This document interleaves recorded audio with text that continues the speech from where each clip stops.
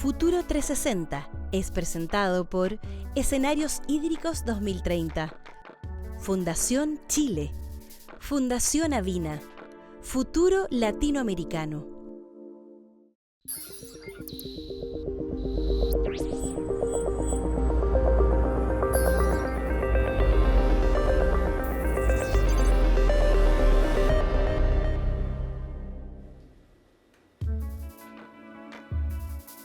Hola, ¿qué tal? ¿Cómo están? Bienvenidas y bienvenidos a Futuro 360. Estamos a pocos días de las elecciones presidenciales. Votar es una obligación y hacerlo de manera informada es una responsabilidad que tenemos todas las ciudadanas y los ciudadanos. Es parte de lo que vamos a compartir hoy en este programa especial de Futuro 360, donde justamente vamos a compartir distintas miradas para tomar las mejores decisiones en temas que son relevantes para este espacio.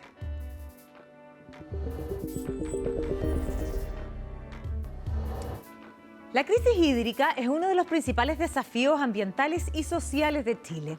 A pesar de las últimas lluvias, hoy gran parte del país tiene un déficit de precipitaciones y una disminución sostenida en la disponibilidad de agua en sus acuíferos, afectando a comunidades, ecosistemas y actividades productivas.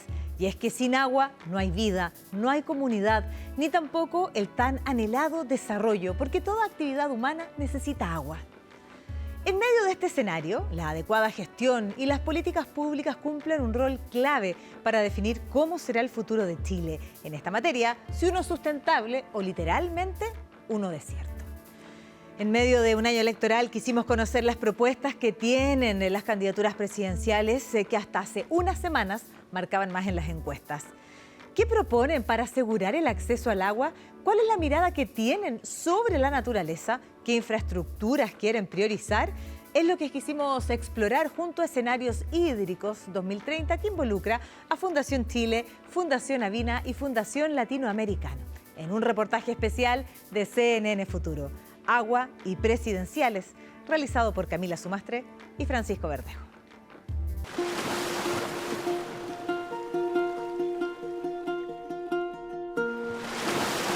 Mi hermana estudia en el colegio de La Higuera y ella se levanta todos los días a las 6 de la mañana y pasan a buscar a los chicos de otros pueblos y muchas veces ellos tienen que devolverlos por el tema de que no hay agua en el colegio. De repente 2 veces por semana, incluso a veces más, 2, 3 veces por semana. Entonces es algo que afecta sinceramente en todo. Se trata de la dura realidad que viven Mauro Guzmán y su hermana en la comuna de La Higuera, en la región de Coquimbo, zona en la que los habitantes, cuando hay situación de emergencia, tienen en promedio de 2 a 3 horas de agua potable al día cuando falla la infraestructura, impidiendo que niños y niñas puedan vivir su infancia con normalidad. Pero el caso de Mauro no es una situación aislada. Así como él, en Chile, más de 902.000 personas viven con falta de agua. Nosotros estamos viviendo hace varios años, hace más de 20 años, una mega sequía. ¿Ya? Estamos con un descenso de precipitaciones, de agua, de lluvia en todo el país, ¿ya? Esto se extiende desde el norte hasta la Patagonia. Frente a ese déficit de disponibilidad de agua, hemos ido también usando las reservas, como las aguas subterráneas. En la actualidad, 26 comunas se encuentran bajo decreto de escasez hídrica y 14 de las 16 regiones del país tienen déficit de precipitaciones, impidiendo que los acuíferos se recarguen naturalmente. Lo cierto es que este recurso no es solo crucial para la vida, sino que también es un motor esencial para el desarrollo del país. El 2% corresponde a agua potable y saneamiento. Las industrias que más hacen uso de ella son la forestal, con un 59%, el agrícola con un 37% y la minería con un 1,3%. Pese a que la demanda por este recurso se mantiene, la disponibilidad sigue siendo cada vez menor. Tenemos que ver entonces cómo vamos como país a adaptarnos a esta situación de cambio climático, cuando se conjuga además con un crecimiento de desarrollo económico que ha ido aumentando la demanda de agua. ¿Cómo seguimos sosteniendo un desarrollo en este contexto? Bueno, de eso se trata la adaptación al cambio climático. Justamente por su relevancia y con miras al escenario crítico al que nos enfrentaremos, decidimos saber cómo los aspirantes a la moneda se van a hacer cargo de este desafío. Desde el punto de vista normativo, hoy en día existe un cuerpo legal que regula el uso del agua en Chile.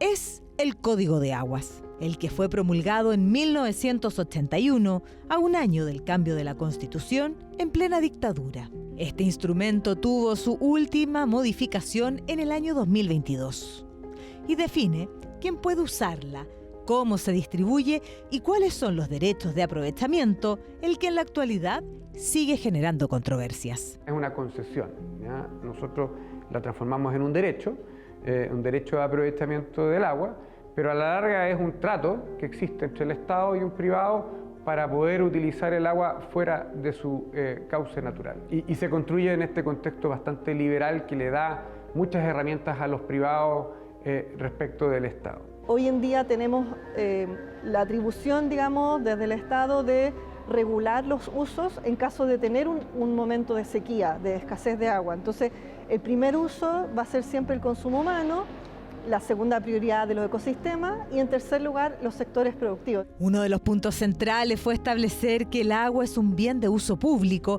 pero que debe ser privilegiado para el consumo humano. ¿Cómo se posicionan las distintas candidaturas ante el Código de Agua?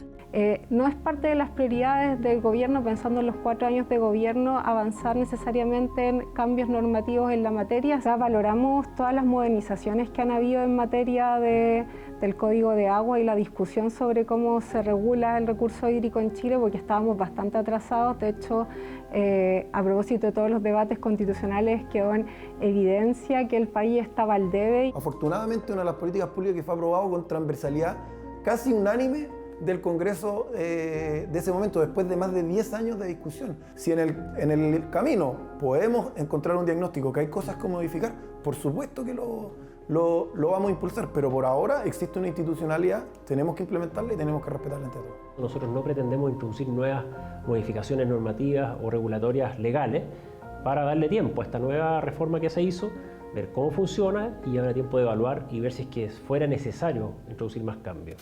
Dentro de los cambios principales a la última reforma al Código de Aguas es que se establece una reducción temporal del ejercicio de los derechos de aprovechamiento de agua, incorporando la crisis climática e hídrica. Cuando el recurso no tenga su disponibilidad garantizada, estos pueden disminuir, algo respetado transversalmente desde las candidaturas. Hay gente que los abraza, los come y los deja ahí sin utilizarlo para poder venderlo y especular con aquello. Nosotros vamos a decirle, si usted está especulando con eso, nosotros se lo vamos a quitar. Cuando usted tiene X cantidad de derechos entregados en un acuífero o en una cuenca, en aguas superficiales, y hay escasez, esos derechos se disminuyen proporcionalmente. Y de hecho el regulador, el Estado en este caso, también puede suprimir o suspender esos derechos para privilegiar el acceso humano al agua potable. El agua es un recurso finito, físico, y si no está, efectivamente, se va disminuyendo y también se respetan los caudales ecológicos y la primera prioridad siempre el consumo humano. Racionalizó el uso de los derechos de agua al contexto actual y a la necesidad, obviamente, como prioridad del consumo humano. Tenemos un caso bastante excepcional respecto de la propiedad sobre las aguas y eso efectivamente es un debate que tenemos que seguir dando como país justamente por las condiciones de estrés hídrico y escasez hídrica que existen en el país. De acuerdo con el Código de Aguas, esta es un bien de uso público, así como un derecho humano. ¿Tienen la misma valoración las candidaturas? Existe el derecho humano al agua y está garantizado por la Constitución actual que nosotros hemos defendido siempre. Por lo tanto, no está en discusión.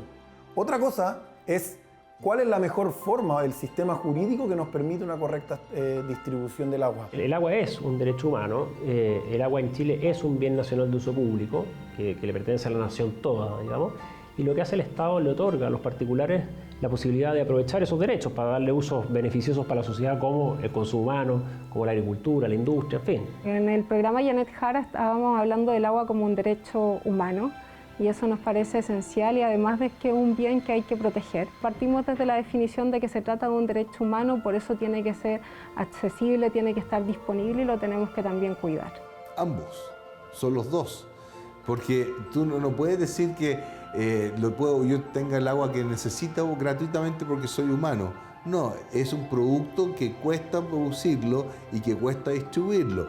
Tiene un costo, pero por eso es una empresa regulada. Es así como el Código de Aguas establece los lineamientos normativos para el uso y distribución del recurso. Es decir, es la encargada de entregar el marco legal que define derechos y prioridades. Y es la gobernanza hídrica la que determina cómo se aplican y se cumplen las reglas, lo que hoy enfrenta un mayor desafío, que es la fragmentación institucional. Según datos de Escenarios Hídricos 2030, más de 56 organismos tienen atribuciones por ley para gestionar el agua, lo que dificulta la coordinación entre actores.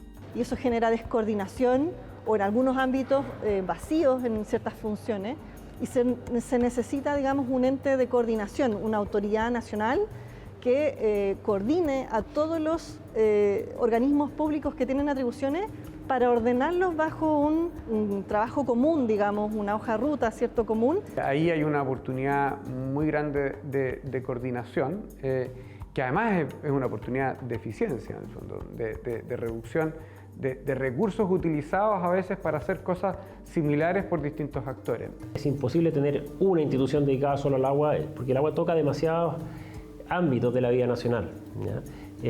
Sin duda que se ha hablado mucho de darle más atribuciones a la Dirección General de Agua. Yo creo que hoy día tiene un grado importante de atribuciones, pero también tiene que hacerlas cumplir. Y también, como tú mencionabas, a través ya sea de los organismos de cuenca, las mesas regionales de agua que puedan haber, de los gobiernos regionales también, ir pensando en esta gestión un poco más integral del recurso hídrico, pero también reconociendo todo lo que se ha avanzado. Queremos colocar un marco regulatorio, empoderar a la Dirección General de Agua para que sea un ente fiscalizador y que sea también arbitrador, no como ahora que es solamente yo diría un saludo a la bandera de la Dirección General de Agua. Estamos hablando de un plan nacional de aguas que requiere un gran acuerdo, que identifique el problema de escasez hídrica que tenemos y que por tanto haga dialogar las distintas entidades que a veces positivamente intervienen porque tienen finalidades distintas.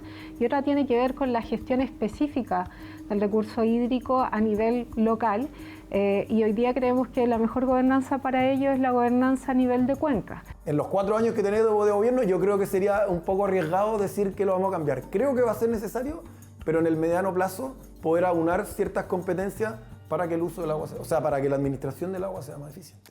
Más allá de la emergencia, los expertos coinciden en que las soluciones deben ir acompañadas de inversiones resilientes y de largo plazo, pensando de forma descentralizada a partir de las necesidades de cada territorio. Es la infraestructura que sirve para regular y controlar el ciclo hidrológico, pongámoslo en un sentido bien amplio. Nos permite acceder a fuentes de agua que están distantes del lugar donde la necesitamos. Hay infraestructura que nos permite acumular el agua, es decir, almacenarla en los momentos donde el agua, en términos de disponibilidad, supera la necesidad y utilizarla en los momentos donde la necesidad supera la disponibilidad. Un diagnóstico en torno a la infraestructura que es compartida por parte de las candidaturas, el desarrollo de plantas desaladoras para el norte y embalses en la zona centro-sur surgen como propuestas transversales con el fin de generar, almacenar y distribuir agua de manera más eficiente. Tenemos una combinación de infraestructura con el sello de multipropósito. ¿Y eso qué significa? Que no solo sirve para una finalidad, sino que puede servir para consumo humano, pero también agrícola, minero. Y en ese sentido estamos comprometiendo, por ejemplo, muy puntualmente la construcción de 3 embalses multipropósito en Zapallar, La Punilla y Bollenar. Y además estamos hablando también de desalinadoras multipropósito. Eso nos parece fundamental. Si hablamos en plan nacional, obviamente tiene que ver con la infraestructura. Y eso es retener el agua que cae durante el invierno, con obviamente gestión de embalse a nivel nacional, y a su vez con apoyar aquellas zonas donde no es suficiente el embalse con la desalinización del agua. Creo que hoy en día es difícil que uno pueda pensar en grandes, masivos embalses como se hacían en épocas anteriores. Por lo tanto, estamos pensando en pequeños y medianos. Sí, hay que distinguir la zona centro-sur del país. Hay cierta disponibilidad de agua a diferencia de la zona norte, pero es una disponibilidad que está más bien en invierno, ¿cierto? Es bastante estacional y cada año más, por lo que explicábamos, que hay menos reservas nivales. Y por eso en esa zona Desde O'Higgins hacia el sur, efectivamente hay varios proyectos de acumulación, de embalse, que hay que impulsar. Son proyectos que vienen de hace muchas décadas. Hay que trabajar en nuevas fuentes de agua. Y esas nuevas fuentes de agua, efectivamente, en gran medida va a ser la desalación por la escala que tiene. Ahí tenemos que hacer medidas de fondo, medidas de institucionalidad. Aunque en el caso de Franco Parisi, las plantas desaladoras son un tipo de obra que debiera estar presente a lo largo de todo el territorio nacional. A ello se suma la construcción de carreteras hídricas y embalses en las regiones de Ñuble y Maule. Y por eso hemos dicho fuerte y claro, necesitamos más de 120 plantas desaladoras a lo largo de Chile. Mientras más plantas desaladoras tengamos, más oferta de recursos hídricos. Y nosotros creemos que tiene que ser un sistema interconectado de agua. Y si se cae uno, por distintas razones, puede existir el sustento de carreteras hídricas, especialmente desde Aysén hacia el norte. Ante escenarios críticos como el de la región de Coquimbo, donde los embalses registran apenas un 11 y un 22% de su capacidad de almacenamiento, o la situación en la macrozona sur, en la que el 71% de las 21 estaciones meteorológicas presenta déficit en las precipitaciones, se vuelve relevante impulsar la infraestructura hídrica. Pese a ello, estas instalaciones enfrentan trabas para su desarrollo debido a la lenta tramitación de permisos. El desarrollo de una desaladora puede tomar más de 10 años. Por lo mismo, expertos y comandos acuerdan la necesidad de reducir los tiempos, siempre con el respeto y el cuidado al medio ambiente. El sistema de evaluación de impacto ambiental en Chile no está cumpliendo los objetivos que se requieren, que es racionalización en los permisos y certeza tanto para inversionistas como para posibles personas o comunidades afectadas por un proyecto. No puede ser que un proyecto esté 12 años en evaluación con guía al Tribunal Ambiental, a la Corte Suprema, vuelta al CEA. Al final eso es incerteza para el inversionista, pero también para las personas que están preocupadas por el proyecto. O sea, tiene que ser racional y en un tiempo prudente decir sí o no. Estamos planteando, por ejemplo, reducir, aumentando los umbrales, la cantidad de proyectos que ingresan al sistema de evaluación ambiental, modificando el reglamento del sistema de evaluación ambiental de tal manera que ciertos proyectos y tipologías de proyectos no sofisticadas que hemos visto que hoy día tienen bajo impacto, que son obligadas a entrar al sistema de evaluación ambiental, efectivamente no tengan eso, entrar por el sistema y de esa manera podamos agilizar un poco las inversiones. Mejorar las condiciones también que da el Estado para la evaluación de los proyectos, y estamos hablando en el programa de garantizar desde el Estado una visión pública sobre las líneas de base, es decir, las condiciones en las cuales se encuentra el medio ambiente antes de intervenir con un proyecto, de tal manera que permita favorecer también esos análisis que otras veces se traspasan efectivamente a quienes quieren realizar los proyectos. Nosotros lo hemos dicho fuerte y claro, tenemos la Superintendencia de Medio Ambiente, el superintendente o superintendenta la designa el presidente. Nosotros vamos a designar a alguien que sea pro inversión. La infraestructura y permisos ambientales y sectoriales son necesarios de considerar a la hora de hablar de agua, sobre todo considerando a Chile, que es el país número 16 con mayores índices de estrés hídrico y el primero a nivel latinoamericano, según el World Resources Institute. Pero estos cambios no pueden ser pensados sin mirar la fuente de todo, la naturaleza. Esto implica respetar el ciclo del agua y protegerla en las diferentes formas que podemos encontrarla a lo largo del país, ya sean cuencas, humedales, glaciares o aguas superficiales. En ese sentido, una gestión del recurso hídrico de manera sustentable y compatible con los ecosistemas se presenta como punto común entre las candidaturas. Sí está considerada la naturaleza, en ciertos cuerpos normativos están reconocidos los usos ecosistémicos, la nueva normativa de humedales, que ya hay bastante humedal más, por decirlo de alguna manera. Hagamos la pregunta, queremos que pase agua por el caudal ecológico, pero ¿para qué? Para que ese caudal ecológico sirva a cierta flora, cierta fauna. Entonces tenemos que hacer el 2.0 ahí. Yo creo que hay más conciencia ciudadana. Yo creo que hay que respetarla y dejarla que fluya, pero nosotros no podemos entender que se siga tratando de abusar sobre la naturaleza, donde quien gana es el que hace el pozo más profundo y que saca mayor cantidad de agua. Nosotros queremos limitar el uso del agua en vertientes naturales y en pozos. Tenemos que proteger esa naturaleza, mantener los caudales naturales o hidrológicos mínimos o necesarios para proteger los ecosistemas que dependen de ello y obviamente luego pensando en nosotros como prioridad el consumo humano del agua. Hay una compatibilidad de ecosistemas y seres humanos. No solo tiene que ver con la perspectiva de las personas y el uso de la naturaleza, también estamos poniéndole la relevancia que tiene la naturaleza en el mundo y en el espacio que habitamos. Y es que cuando hablamos de agua nos referimos a infraestructura, gobernanza y respeto a la naturaleza. Todavía queda mucho por avanzar y los primeros 100 días de cada gobierno resultan clave para entender cuál es la prioridad que le dará al tema y dónde poner el primer énfasis. ¿Cuáles serían estas prioridades? Tenemos algunas medidas vinculadas a cómo llegar y que nos parecen importantes para los primeros días con soluciones en materia rural. Creemos que hay que aumentar también la disponibilidad de los sistemas. Tenemos una medida respecto a gobernanza de las cuencas. Son las medidas de acción concreta en este momento y es un plan de emergencia hídrica que nos permita actuar de manera preventiva en los lugares donde se está produciendo la falta de acceso al agua potable para el consumo humano. Autorizar todas las plantas desaladoras que ya están en el estudio de impacto ambiental y que también están en la mesa del Comité de Ministros. También vamos a aumentar la regulación de las APR. Dentro de las primeras medidas que tomaríamos es agilizar esos proyectos de agua potable rural, sobre todo en zonas que hoy día tienen cobertura, por ejemplo, en camiones de aljibes que representan, aparte de un problema de dignidad en este derecho humano que es el agua. Son las medidas de los candidatos que buscan llegar a la moneda en voz de sus expertos programáticos. Muchas de estas propuestas, no todas, están plasmadas en sus programas de gobierno. Lo cierto es que el agua es un recurso vital, que en el caso de Chile escasea y es clave para el desarrollo humano y productivo de un país, que tiene que incorporar una mirada distinta en torno a la naturaleza. La verdad es que más que pedirle a un gobierno decir, sabes que tenemos que construir A, B o C, es que hagamos el esfuerzo de implementar de manera seria esta nueva institucionalidad. A mí me parece que un punto que ha estado siempre al debe Chile y que ahora tenemos una gran oportunidad es crear la institucionalidad a escala de cuenca. Mi mensaje es aprovechar ese consenso para generar un capital de trabajo para el desarrollo futuro y usar el agua como un eje estructurante de desarrollo sostenible y donde Chile incluso pueda ser un referente. Podría ser también un referente en la región de cómo haber salido de una crisis de sequía meteorológica, de una crisis de sobreexplotación de recursos. Zonas como La Higuera en Coquimbo y Malleco en la Araucanía viven día a día la falta de agua por distintas razones.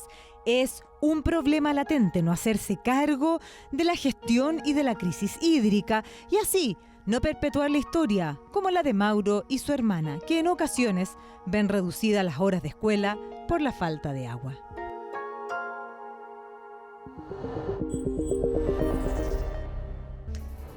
El reportaje a fondo sobre la mirada que tienen las candidaturas presidenciales en torno a este recurso tan vital que es el agua lo pueden repasar en las distintas plataformas digitales de CNN Chile para ver, analizar una y otra vez cuál es la mirada que tienen justamente los aspirantes a la moneda sobre este tema tan crucial que requiere de una mirada urgente, una mirada de mediano, de corto y de largo plazo para poder pensar en el desarrollo de Chile, de la mano, por supuesto, de la naturaleza. Nos vamos a la pausa en Futuro 360 y ya volvemos.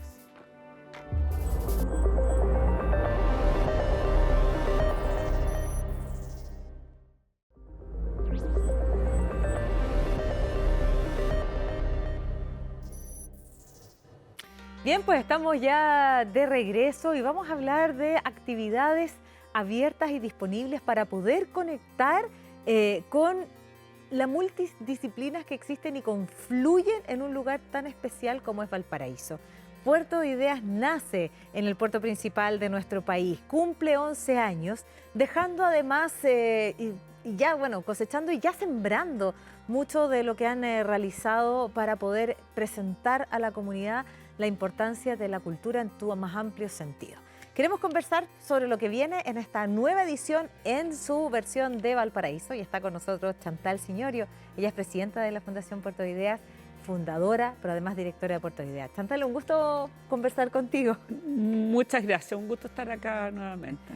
Partamos de inmediato por lo que se viene muy pronto, del 7 al 9 de noviembre en la hermosa región de Valparaíso, en el puerto principal de nuestro país, con una nueva versión, la número 11 ya de Puerto de Ideas. La número 15. ¡15! La número 15. Porque fue el estamos 2011, celebrando. Fue en el claro. 2011, exactamente. Partimos Es que el en tiempo el pasa más rápido de lo que uno 2011, justamente en el mismo lugar inauguramos el festival, que es el Parque Cultural La Ex Cárcel, y este año volvemos en la época, habíamos hecho una preciosa conferencia con Alfredo Yar y ahora estamos con una conversación entre el premio Pulitzer Hernán Díaz, que escribió el libro famosísimo Fortuna, con nuestro escritor y ensayista Carlos Peña. Así que van a hablar de dinero y fortuna. Así partimos, derecho, listo. Nada menos.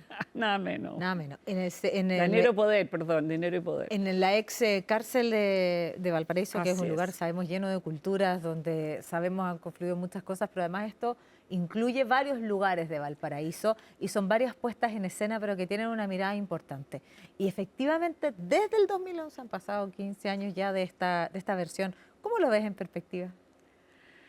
Bueno, nunca lo sospeché, nunca vi lo que me estaba metiendo. La verdad es que fue una sorpresa. Yo partí con una actividad, quería hacer algo descentralizado, quería generar un espacio donde pudieran confluir voces diversas para enriquecer nuestra reflexión, nuestra conversación, para dialogar. Y creo que todo eso se ha cumplido con creces y hemos tenido voces tanto de las humanidades, del mundo de las artes y de la ciencia que nos han aportado y nos han permitido así tener un pensamiento propio más fortalecido, digamos, entender mejor por qué opinamos, qué nos pasa, cómo pasan las cosas, entender este mundo que es muy complejo.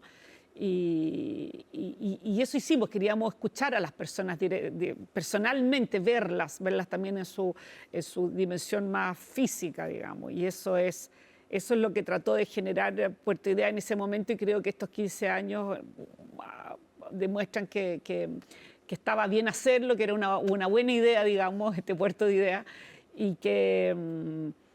Y también me gusta mucho el hecho que hayamos sido como férreos en nunca hacer nada en la región metropolitana. Siempre dijimos, nosotros tenemos que hacer un proyecto descentralizado.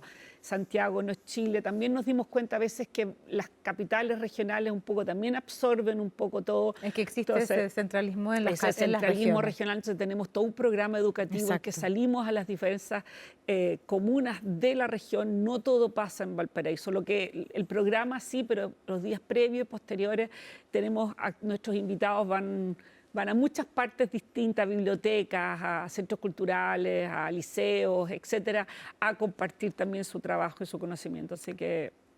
Es que son 15 años, no es una edad cualquiera.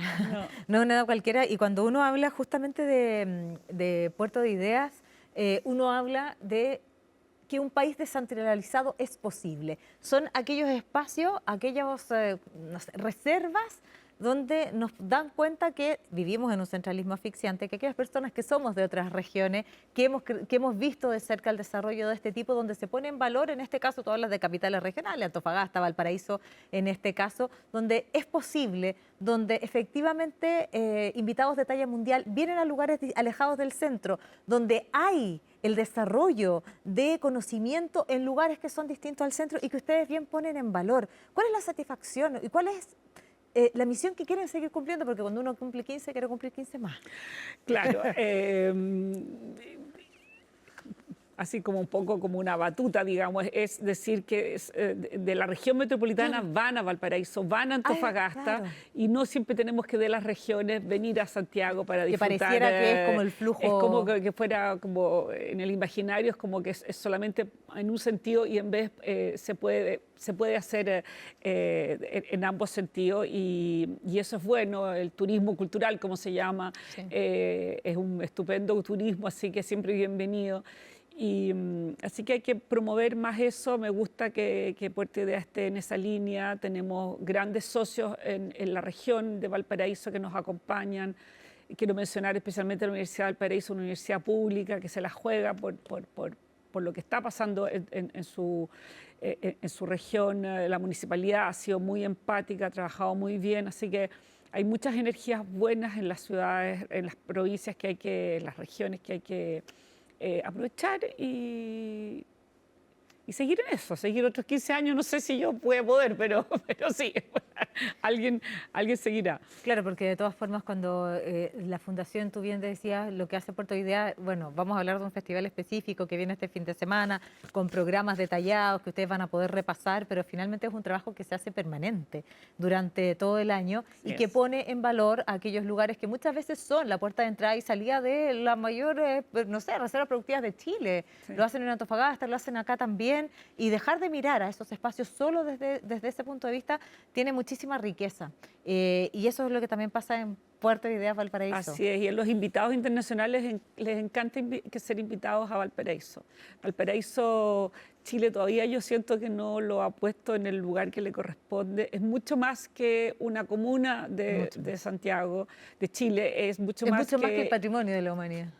Es el patrimonio de la humanidad, pero también es un patrimonio de los chilenos que debiéramos como cuidar más como todo patrimonio y poner en valor y cuidarlo y protegerlo y bueno, es un tema país, no es un tema político, va mucho más allá que eso.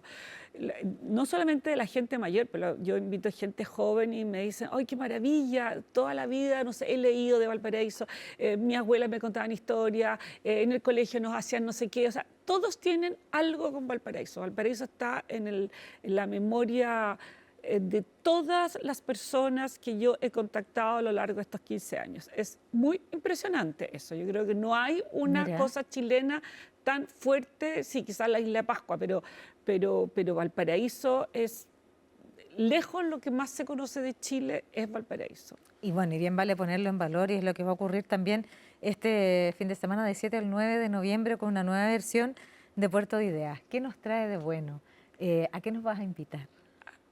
Bueno, son más de 40 actividades, como decíamos, en diferentes espacios de la ciudad y muchas actividades son a la misma hora. Entonces, la primera invitación es a mirar este programa porque es imposible hacerlo todo. Hay siempre 2, 3, hasta 4 cosas, hay que tomar decisiones, como siempre en la vida. Como siempre, pero son decisiones felices. Son buenas decisiones y bueno, como les decía, partimos con esta gran conversación sobre dinero y poder, que creo que es un tema que como sociedad nos interesa. No va a ser un tema sobre la contingencia nacional, definitivamente, pero sí hablar de esto de una manera más desde la literatura, desde la filosofía, desde otras miradas, desde otros conocimientos. Vamos a tener otro gran invitado que se llama Hervé Letelier, que escribió un libro que se llama La Anomalía, de Seix Barral, que es un libro que ganó el premio Goncourt, que es el premio de literatura más importante que tiene Francia, y que ha sido el libro que más ha vendido en el último tiempo, más de 1 millón, no sé cuántos de ejemplares, ha sido como un bestseller, pero total, y es una distopia, porque él es un matemático en realidad, de formación, después se dedicó a las letras, pero de hecho va a conversar con Eric Goles, que también es un premio nacional de matemáticas chileno, así que en fondo hablan de como los mundos paralelos, en qué realidad estamos viviendo. Ahí hay como toda una cosa que es muy inquietante, el libro uno se lo devora, es fascinante, así que otro gran invitado que invito a que lo escuchen, porque creo que son voces muy interesantes de escuchar. Nadie habla en manera académica, esto no es académico, esta es una conversación siempre, las actividades de Puerto Ideas son amables, son en un lenguaje cotidiano, aquí no hay como que saber nada, digamos, ¿no? Hay que sentarse y disfrutar estas conversaciones inteligentes. ¿Quieres que siga así como dando...? Claro, las pildoritas. Bueno, pero por ejemplo podemos contar que la Paloma Ávila va a tener una conversación con Eva Meijer, que es una filósofa holandesa, y ella desde la filosofía estudia toda la relación entre los animales humanos y los animales no humanos. También es una forma de ponernos en nuestro lugar a todos los seres humanos y cómo nos comunicamos, toda esta relación que se está generando. Entonces eso yo creo que va a ser también otra tremenda conversación que vamos a tener. Ella es una de las voces más autorizadas en este tema, se ha dedicado a esto, así que va a ser muy, muy potente. Para hablar también de chilenos, vamos a tener 2 actividades. Carlos Peña siempre va a hacer una conferencia sobre la palabra en Nicanor Parra. Tanto la palabra, su grafia, su forma de escribirla, como juega con ella, como su humor en torno a todo esto, su poesía. Así que yo creo que también es un imperdible. Un imperdible, porque es un aspecto también de Carlos Peña que quizás se conoce menos. Claro. Ellos tienen el archivo UDP de Nicanor Parra, van a hacer una exposición, estamos haciendo en conjunto en el Museo Baburiza, una exposición que va a estar abierta desde este fin de semana hasta fines de mes, hasta fines de diciembre en el Museo Baburiza. Es con entrada gratuita siempre y van a mostrar material inédito del archivo, de cosas que le acaban de llegar al archivo, así que ahí hay todo un área, por decir, para quienes tienen quizás otros tipos de intereses que también me parece fascinante. Va a estar la Diana Urenque conversando y hablando sobre la vejez, por ejemplo, que es un temazo que se nos viene y vamos a tener que repensar esta palabra vejez que tiene todas estas como connotaciones tan negativas cuando es un cuarto tiempo lleno de posibilidades y lleno de vida. Y de una sociedad que no nos hemos hecho tanto esta pregunta de saber, bueno, finalmente varias cosas que tienen que ver, ¿cierto?, con la vejez. Nos estamos haciendo cargo de la manera correspondiente, por lo tanto hay un gran desafío ahí también y ampliar la mirada a través de las conversaciones parece ser útil. Absolutamente, yo creo que eso va a ser muy potente. Tenemos también una invitada francesa, la Vanessa Springora, que ella habla del consentimiento y eso fue un tema muy polémico. De hecho, entre el libro que ella contó, su historia personal, es una autoficción, y no sé si se acuerdan ese caso famoso de esa mujer que fue drogada por su marido y venía violada por la gente de su pueblo, y la discusión era que en Francia no se exigía el consentimiento. Y como estaba dormida, pensaba que estaba dormida y que por tanto de alguna manera estaba consintiendo, porque no tenía la capacidad de negarse, digamos. Bueno, cambió la legislación gracias a estas 2 situaciones, a este libro de la Vanessa Springora y a esta historia judicial que... entonces, creo que son reflexiones de la sociedad contemporánea que todavía están muy como...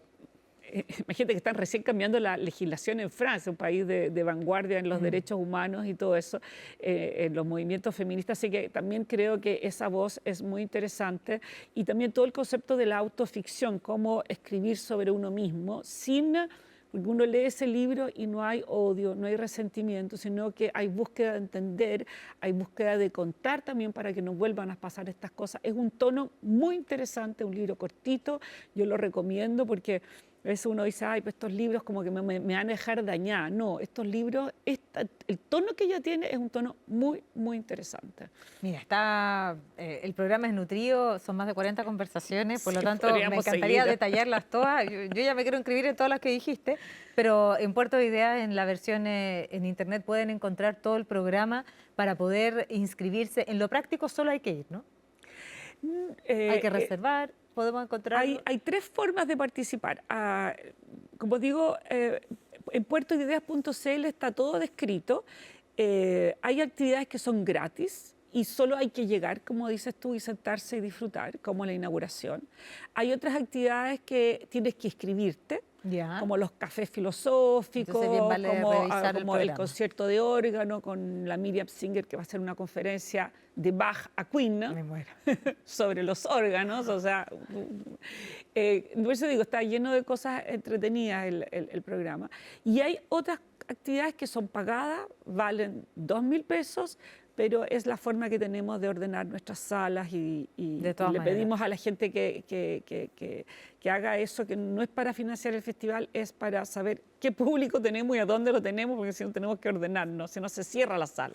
Entonces, bien vale en este caso poder revisar el programa completo y poder ver a dónde se van a inscribir, a cuáles van a llegar y poder aprovechar todas estas instancias que están a disposición. Lo decías al comienzo y quiero ya cerrar con esta pregunta. Son conversaciones, decías tú, que son para cualquiera. No hay que tener especialidad o algo, pero sí aquellas personas que tengan la inquietud de desarrollar, me imagino, un pensamiento crítico, donde la matemática no es excluyente de la humanidad, donde podemos converger y donde podemos finalmente entender que somos un todo integrado y que ahí están a disposición. Solo para finalizar, quiero tu reflexión respecto a esto que decíamos. Es para todo el mundo, pero sí queremos conversaciones inteligentes, dijiste, Chantal. Y siempre me dicen, pero ¿para quién está pensado Puerto Ideas? Porque es como tan amplio. Claro. Entonces, ¿cuál es tu público objetivo? Yo le digo, cualquier persona curiosa. Ahí está. Cualquier persona curiosa, porque en el fondo tú puedes ser, o sea, a mí me pasa, invitamos a un premio Nobel y claro, él puede saber mucho de física y de la física que él estudia, que es un tipo de física, pero cuando va frente a un historiador, a un filósofo, se transforma en un señor NN igual, que no tiene, o sea, no le puedes hablar en difícil, porque él de filosofía tampoco maneja los conceptos, ni los nombres, ni nada. Entonces, somos todos públicos al final. Y eso es lo lindo. Y eso es lo bonito. Y porque, claro, podemos ser quizá un poco más técnicos en economía, porque estudiamos en no sé qué, porque quizás estudiamos eso.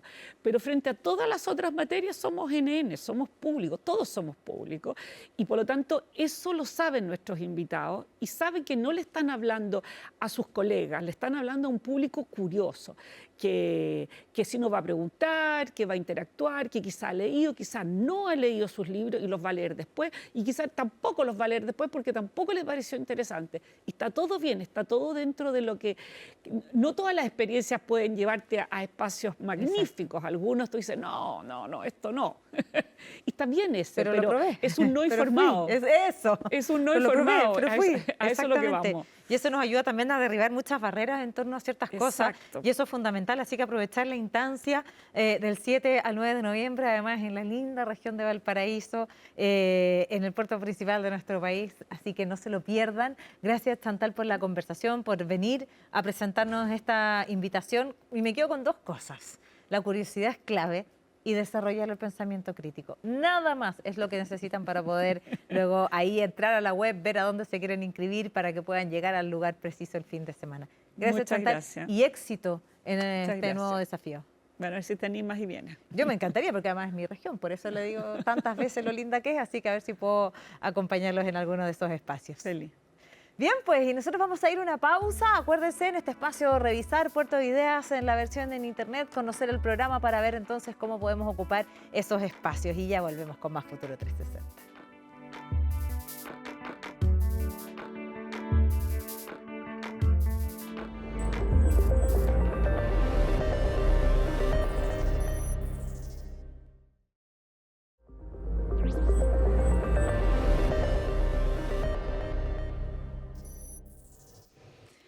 Vamos a mirar de inmediato a la naturaleza, nos vamos a ir a los océanos. ¿Ustedes saben realmente quién manda en ese espacio?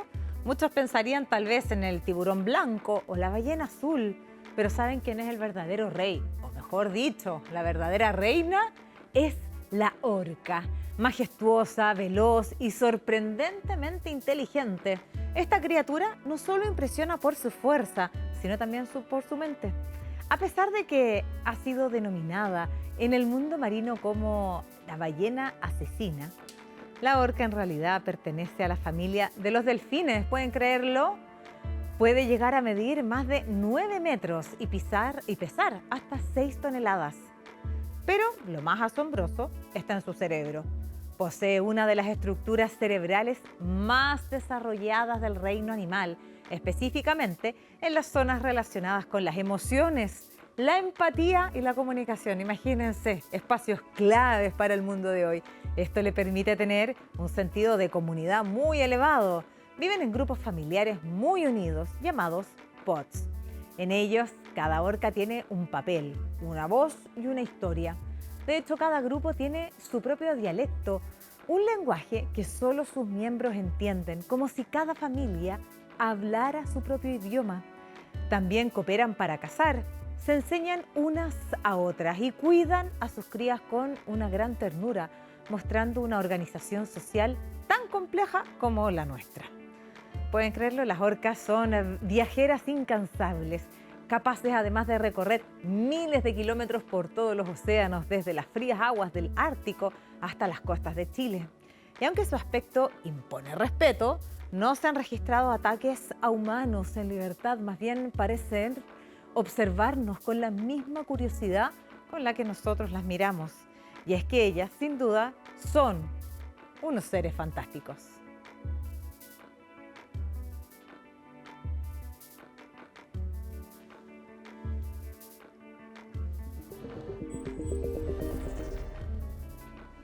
Bien, pues vamos de inmediato a revisar un compacto de noticias y vamos a partir con datos que son verdaderamente preocupantes, pero que nos sirven para tomarle la urgencia a la crisis climática. Y es que el informe anual, El Estado del Clima 2025, publicado hace algunos días por la revista Bioscience, advierte que la mayoría de los signos vitales del planeta, que miden la salud del sistema ecológico y climático, siguen empeorando y alcanzan niveles récord.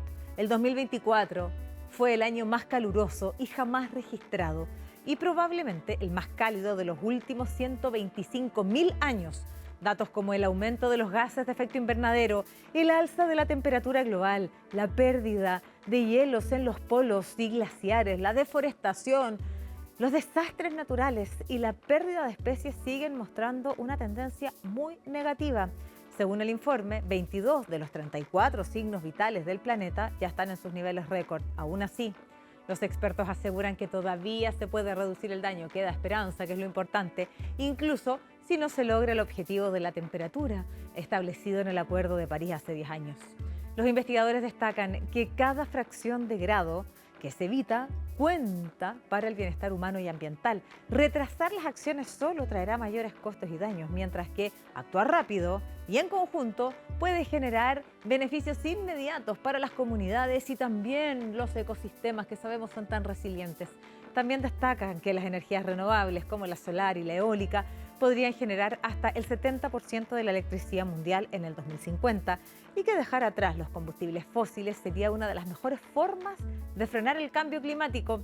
Además, proteger y restaurar ecosistemas como bosques, humedales, manglares y turberas podría evitar o eliminar unas 10 gigatoneladas de CO2 para el año 2050, lo que equivale a cerca del 25% de las emisiones actuales. Es decir, no quedarse corto en ninguna de las acciones de protección ni de mitigación de los efectos del cambio climático. Todos ellos pueden traer beneficios para nosotros, para la humanidad, para los ecosistemas y para el planeta.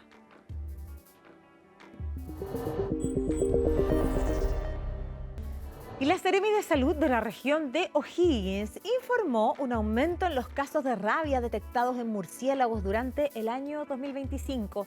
De los 210 ejemplares analizados, 21 de ellos resultaron positivos. Los casos más recientes corresponden a 2 murciélagos encontrados en San Vicente, uno en Rancagua y otro en Mostazal. La autoridad sanitaria hizo un llamado a la comunidad a no manipular estos animales y a reportar su presencia, recordando además que cumplen un rol clave en el control de plagas agrícolas. Según la Organización Mundial de la Salud, la rabia es una enfermedad viral que afecta al sistema nervioso y se transmite, en la mayoría de los casos, por la mordedura o contacto con un animal infectado. Es prevenible mediante la vacunación, pero una vez que aparecen los síntomas, suelen ser bastante peligrosos, así que atenderse ahí. Los niños entre 5 y 14 años son los principales afectados. El periodo de incubación de la rabia varía entre una semana y un año, dependiendo del sitio de entrada del virus. Los primeros síntomas incluyen fiebre, dolor y sensaciones anormales en las zonas afectadas. Posteriormente, el virus ataca el sistema nervioso central, provocando inflamación en distintos órganos de nuestro cuerpo. En Chile, la variante canina del virus fue erradicada en el año 2010, sin embargo, los murciélagos continúan siendo el principal reservorio y pueden transmitir la enfermedad a personas, perros y gatos. Se les puede ver con mayor frecuencia durante la primavera y el verano, ya que salen de su periodo de descanso.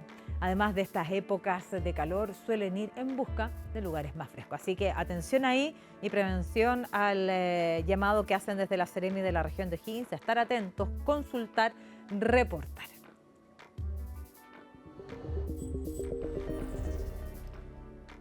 Y vamos a otros temas porque el X-59 completó con éxito su primera prueba de vuelo. Este avión experimental de la NASA está diseñado para romper la barrera del sonido. El vuelo se realizó sobre el desierto de California y marcó un paso clave en la misión Quest, que busca desarrollar aeronaves más rápidas, pero además también menos ruidosas, que es la característica que tiene esta nave. En palabras simples, es un vuelo supersónico. Significa que el avión viaja más rápido que la velocidad del sonido, es decir, supera los 1.235 kilómetros por hora. Sin embargo, lo realmente innovador del X-59 no solo su velocidad, sino la capacidad para hacerlo sin generar el estruendo característico del estampido sónico. Gracias a su forma aerodinámica única, el X-59 reduce ese ruido explosivo a un golpe sónico suave, comparable al sonido de, por ejemplo, cerrar la puerta de un auto. El avión desarrollado por Lockheed Martin en colaboración con la NASA está diseñado para alcanzar 1.490 kilómetros por hora y volar a una altura de 55.000 pies, es decir, unos 16.700 metros, el doble de alto y casi el doble de rápido que un avión comercial. En esta primera prueba, el X-59 alcanzó velocidades de hasta 370 kilómetros por hora y altitudes máximas de 3.660 metros. El avión despegó desde las instalaciones de Skunk Works en Palmdale y aterrizó una hora más tarde en la base aérea de Edwards, en pleno desierto de Mojave, completando así, con éxito, su esperado primer vuelo.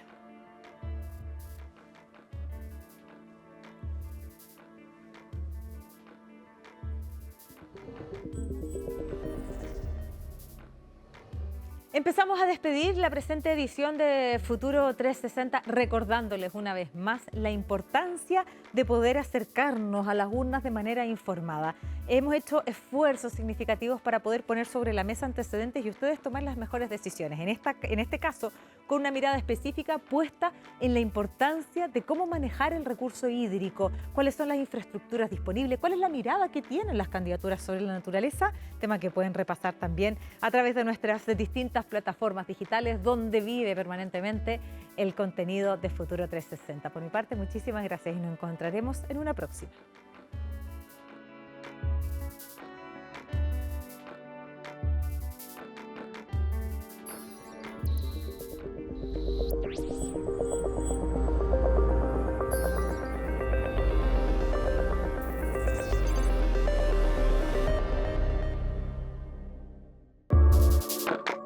Futuro 360 fue presentado por Escenarios Hídricos 2030, Fundación Chile, Fundación Avina, Futuro Latinoamericano.